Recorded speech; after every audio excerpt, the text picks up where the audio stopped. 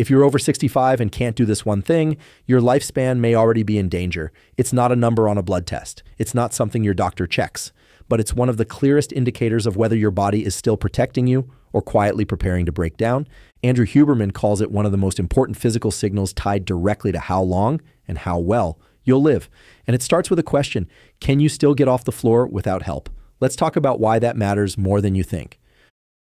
The one thing you must be able to do. Here it is, the one thing you absolutely must be able to do after the age of 65 if you want to stay in control of your life: get off the floor. Yeah, on your own.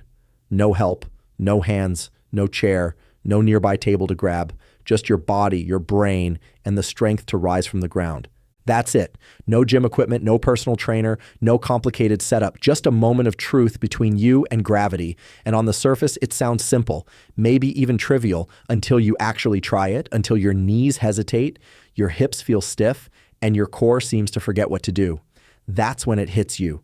That's when you realize how fast this basic ability slips away without warning. Because for many people over 65, this is where the body starts to freeze. You try to rise and suddenly you're leaning forward, pressing your hands against your thighs, looking for something to help. Somewhere along the way, you lost the connection. And no one warned you it was going. No one told you that getting up from the floor wasn't just a convenience. It was a critical signal. And here's the part most people don't hear until it's too late. If you can't get off the floor without assistance, your risk of dying in the next few years triples. That's not an exaggeration. It's not fear-mongering. It's fact. Multiple studies back it up, including one that tracked over 2,000 adults between the ages of 51 and 80. The inability to rise unassisted was a stronger predictor of early death than high blood pressure, high cholesterol, or even smoking. So why does something so basic carry so much weight? Because it reflects something far deeper than strength. It points to the state of your nervous system, your coordination, balance, joint mobility, and motor control. It tells us whether your body can respond to challenges, stabilize itself, and recover from disruption. It's not about the fall itself. It's about what happens next. If you can't get up, you're vulnerable. And when vulnerability enters the picture, decline often follows, fast and irreversible.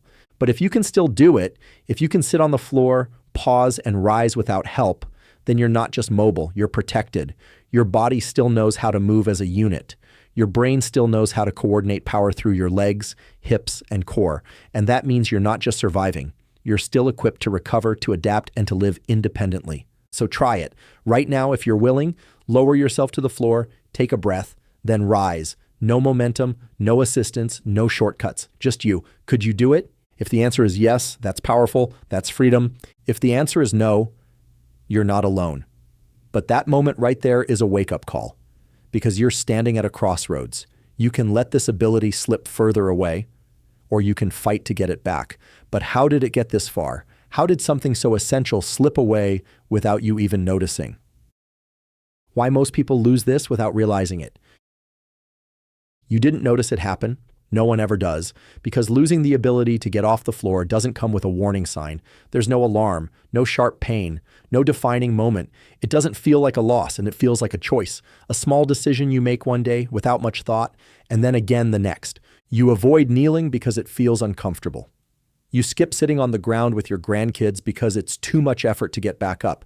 You start grabbing the armrest every time you rise from the couch, even though you never used to. It's quiet, it's gradual, it's so subtle you could swear nothing has changed, but that's exactly what makes it dangerous. Because every time you choose not to move a certain way, your body takes note. Every time you avoid a challenge, your nervous system gets the message loud and clear. This movement isn't needed anymore. And so it starts to shut it down, not just in your muscles, but in your brain, your joints, your spine. The feedback loops between your body and your mind begin to downshift. The signals that once fired automatically to stabilize your spine, to engage your core, to push through your legs, those signals grow weaker, less reliable, slower. And when those signals hesitate, so do you. You lose your balance, you stumble. One day you fall, or worse, you don't have the strength or coordination to get back up. The scariest part? By the time most people realize they've lost this ability, it's already become a serious threat, not just to their freedom, to their lifespan, because what starts as a physical limitation quickly turns into a psychological one. You start to believe you can't do certain things, so you stop trying. You stop bending, kneeling, reaching, rising, And that mindset becomes a slow drift into decline. The world becomes smaller. You avoid stairs. You skip outings. You start saying no, not because you don't want to go, but because part of you worries. What if I can't keep up? What if I can't get back up? And just like that, the body that once moved freely now moves cautiously, hesitantly. It doesn't forget overnight. It forgets through repetition, through the repetition of avoidance. But here's the good news. It doesn't have to be that way, because this isn't really about age. It's about use. It's about how often you give your body the opportunity to remember, to engage, to respond. Your muscles, your reflexes, your coordination, they don't disappear just because a calendar says you're older. They fade because you stopped asking them to show up. The floor isn't your enemy. Avoiding the floor is. Every day you go without testing this skill, without challenging your body to rise, is one more day you drift further from what you were built to do. And the more days that pass, the harder the return becomes. But it's not too late, not if you catch it now, because just like you lost this ability slowly, you can rebuild it, one choice at a time. But before you can rebuild it, you need to understand what really broke down. The hidden breakdown inside your body. When you struggle to get off the floor, it's easy to point the finger at your legs. They're just not strong enough anymore, you tell yourself. Maybe you think you need to build more muscle or hit the gym, but the truth runs much deeper, because this isn't just about strength. It's about coordination, how well your entire body still works as a team. Getting up from the floor isn't a single muscle movement. It's a full body operation, a test of whether the systems inside you still know how to communicate. Your core has to stabilize your midsection. Your hips and knees must unlock and move with control. Your spine needs to stay upright and aligned even under shifting loads. Your inner ear, part of your vestibular system, must keep you balanced. And your nervous system, it's the conductor, firing off hundreds of signals per second, telling each part of your body when to act, how much force to use, and in what order. If even one part of that chain is weak or slow, you'll feel it. If 2 or 3 are misfiring, you're stuck. You can't rise, not because your will is missing, but because your systems aren't syncing anymore. And that's the part we often miss. This movement, this simple act of getting up from the floor, is one of the most complex tasks we ever ask of our body in daily life. But we never train for it. We train for strength. We train for steps. We might stretch or walk or lift, but we rarely train for recovery. And that's the movement that can save your life when it matters most. Here's what's even more important. Your body doesn't care how strong you were yesterday. It only cares what you can do today. If you stop challenging your body to perform complex integrated tasks, your systems stop preparing for them. They begin to switch off. The joints stiffen. The reflexes slow. Your sense of balance fades. Even your proprioception, the internal awareness of where your body is in space, begins to weaken. And that's not all. Even your autonomic nervous system, the part that regulates blood pressure, gets involved. Stand up too quickly without a well-trained system, and your body might not catch up fast enough. That's when you feel dizzy. That's when your vision fades. That's when the floor rushes back to meet you, and you're right back where you started. So when you fail to rise from the floor, it's not just about the legs. It's not even about weakness in the traditional sense. It's your body sending a message saying, we're not in sync anymore. The systems that once talked to each other instantly are hesitating. That's the hidden breakdown, not in a single muscle, but in the messaging network that once held you upright without a second thought. And that breakdown doesn't show up on its own. It creeps in quietly over time as the body is asked to do less, move less, risk less. But here's the good news. What fades through disuse can also be rebuilt through repetition. That's the part most people forget. Coordination isn't lost forever. According to Andrew Huberman, this test, this basic act of getting off the floor, is more than a measure of function. It's a window into neural communication, a chance to see where you stand and where you still have the power to improve. Because if those systems aren't talking now, they can be retrained. And once they reconnect, everything changes. And no one has explained that connection more clearly than Andrew Huberman. Huberman's take, why this one movement predicts lifespan. Andrew Huberman doesn't just study movement, he studies why movement matters, especially when it comes to how long you live, how well you age, and how much control you keep over your body as the years go by. For Huberman, physical ability is never just physical, it's deeply neurological. Every move you make, from lifting your arm to blinking your eyes to rising off the floor, begins in the brain. The command starts in the nervous system. And when you suddenly find that you can't do something as simple and fundamental as getting up from the ground, it's not just a weakness in the legs or stiffness in the joints, it's a deeper signal. It's a sign that the control center itself, your brain, is struggling to stay on top of things. Huberman refers to this as neural lag. It's that tiny delay between your brain sensing a challenge and your body responding. Sometimes it's just a fraction of a second, but that's all it takes. That tiny hesitation is the moment you miss a step, stumble on a rug, or reach for a handrail a little too late. It's what causes injuries that never fully heal. It's what turns routine movements into real danger. And that's why he believes this test, rising from the floor without assistance, is so critical, because it isn't just a measure of muscle or flexibility, it's a real-time reflection of how tuned in your nervous system still is.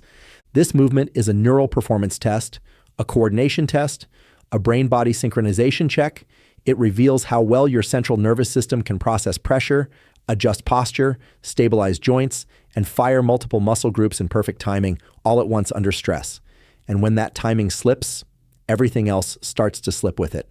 According to Huberman, your ability to execute this movement cleanly, without support, without hesitation, without fear, is one of the most predictive indicators of how well you're aging.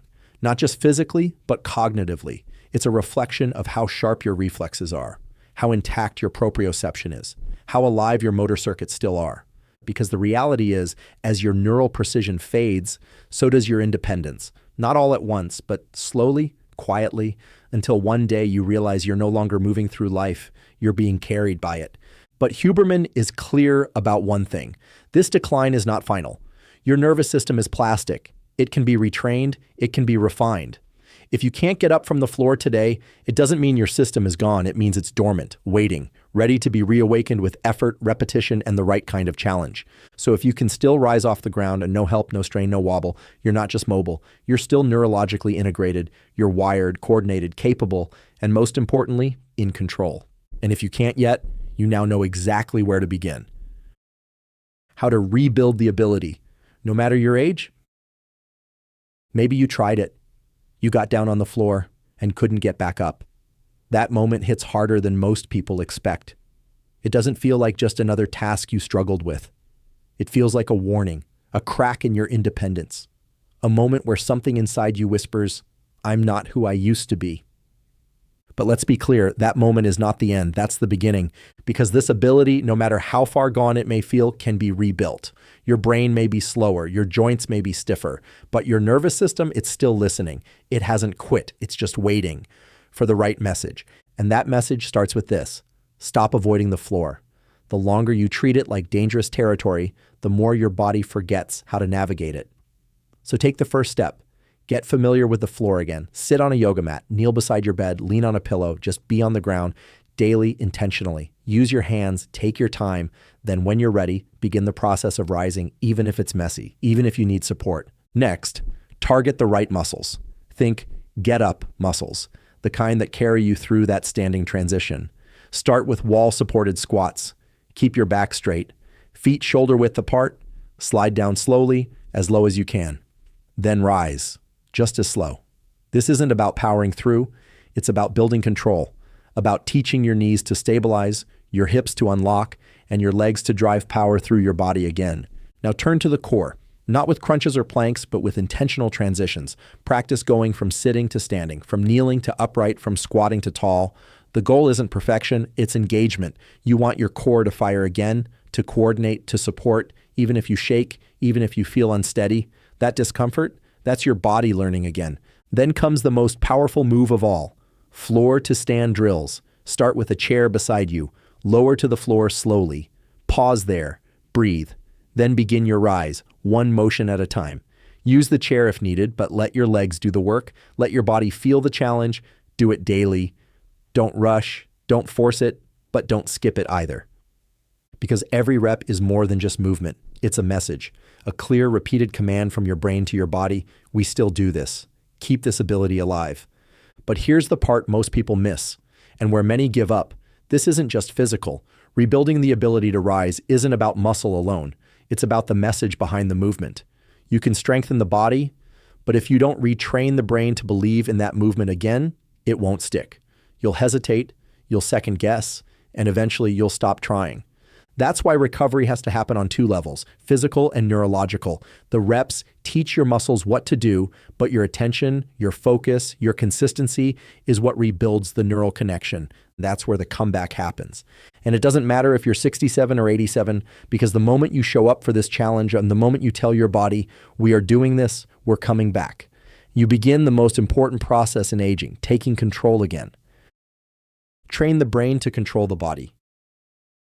You can build strong legs, you can stretch your joints and wake up your core, but if your brain isn't fully reconnected to the process, you'll still hesitate, you'll still feel unsure, and you'll still be at risk.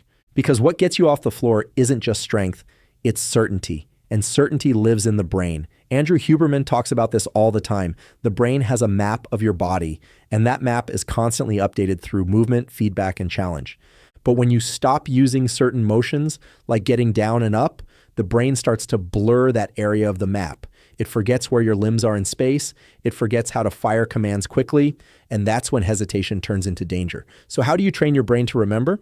Start with slow motion. Every transition from sitting to standing, from kneeling to rising, do it in slow, deliberate control.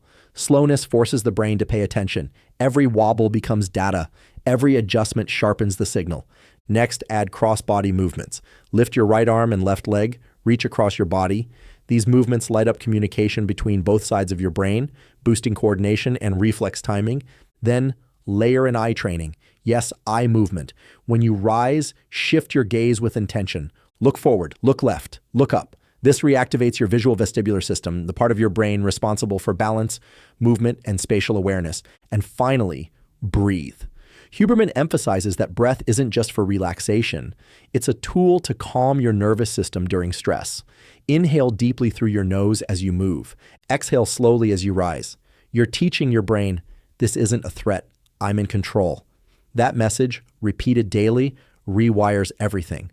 Because when your brain believes you're safe, it sends out stronger, faster commands. And those commands, they're what will save you when a stumble happens, when you reach the floor unexpectedly, when you have to rise, and you only have yourself to count on. And if that happens, if your brain is sharp, if your body is ready, you won't hesitate, you'll respond. That's what real longevity looks like. But there's still one question left. Why does this one movement say so much about how long and how well you'll live? The real reason.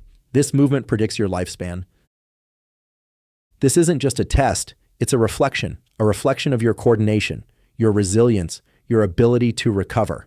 But more than anything, it reflects your independence and whether you still own it. Because here's the truth. Once you lose the ability to get off the floor unassisted, everything else starts to slip faster. You move less. You depend more. You begin to fear the ground, the very place you once moved through without a second thought. And once you fear the ground, you avoid it. That means no more kneeling in the garden, no more sitting cross-legged with your grandkids, no more playing, reaching, stretching, or trusting your body.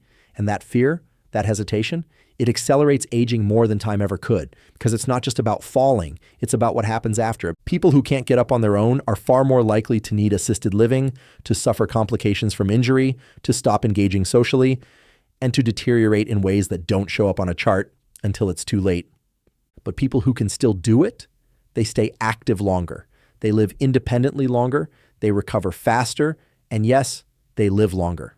Because this movement, this one seemingly simple thing, requires everything: strength, balance, coordination, blood flow, spatial awareness, and neural timing. It's not just a sign of your health, it's proof that your body and your brain are still fighting for you. So if you tried it and failed, now you know what to do. Start rebuilding, start reconnecting, and if you passed, then don't take it for granted, because being able to get off the floor may look like a small win, but what it really means is that you're not done yet. You're still strong, still capable, still here. And that one thing, that one movement just told you something no lab test can. You're still in control, and you've still got time.